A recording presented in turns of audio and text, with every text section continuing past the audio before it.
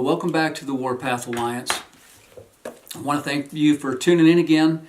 Today we're going to start at the beginning. And if you haven't already started Warpath, the Warpath Alliance, the first W of the acronym is for work ethic.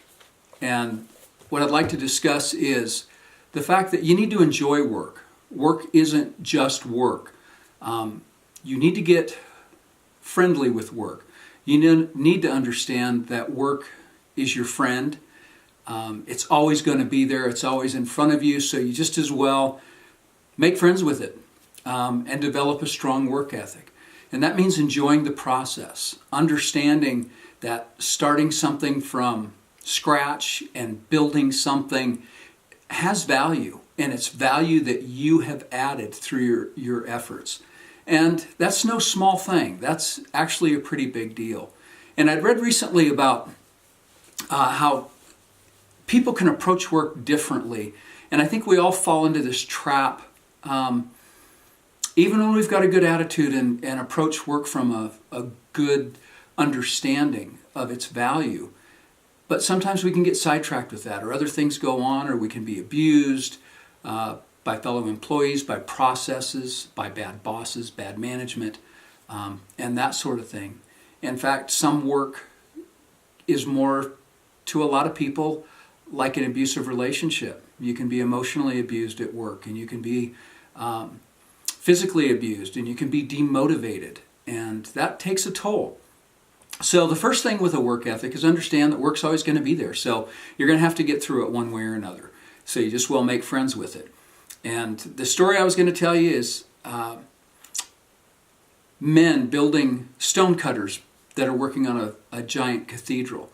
And the first stone cutter says, this is just work. I'm here to cut stones. I've cut stones all my life. I'll cut stones till the day I die.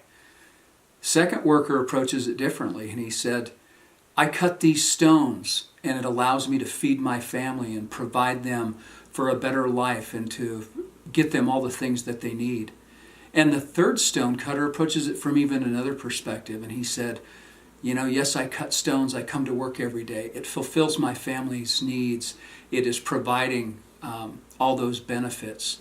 But I know that in 1,000 years, this building, this cathedral that I'm putting my hands to, is going to house and continue to inspire people, maybe for 1,000 or more years, for generations to come. And I think that's the approach we all have with work. Some days it's just work. We're going to the salt mines. We're going to cut stone. Other days we know that we're providing for our family, and it may even be from morning. You start off wanting to build a cathedral, and by the end of the day you feel like a stone cutter. That's okay. Readjust your attitude and get in there and just do it. You would think, when we're talking about work ethic, that the antithesis of that, what would come against you, would be sloth or laziness. And that is, of course, one thing that can happen, and it's something to be mindful of. But what I've seen is that what really comes against a good work ethic is the subversion of that work ethic. And it may be subverted by bad management, bad bosses, people wanting to take advantage of you.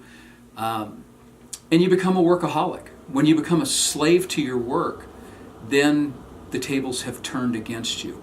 And we've all heard that adage, come to work early, stay late to get ahead. That's not always true. Don't buy into that myth. Don't buy into that lie.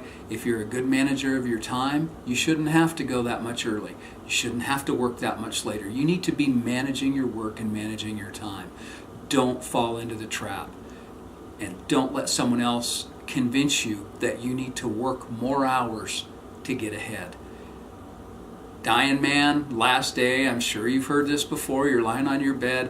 What is it you wish you could have? I guarantee it's not going to be you wish you could have finished one more report, that you could have closed one more deal.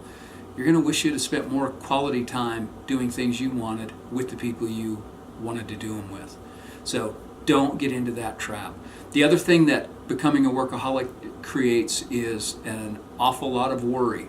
more stress. You put stress on yourself. You start worrying and you start not thinking clearly. Your priorities aren't going to be straight. So that's going to lead to something else entirely. So watch out for that.